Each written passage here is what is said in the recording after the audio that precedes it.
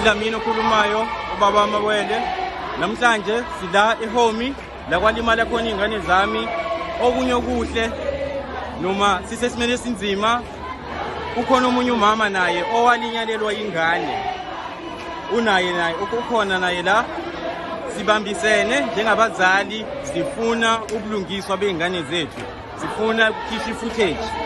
Njengoba ngakaze ngiyithole, naye umama akakaza ayithole kusukela ngo-2023. Nalo icala lakhe lenzeka exactly njengelengane zami linyathelwa ngezinyawo abaseshi.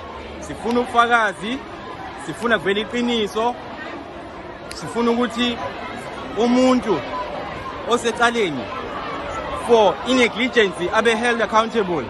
Ngithanda ukubonga kakhulu na wonke umuntu osupportayo, ama-South Africans. The support, it's more than into bengi-expectile.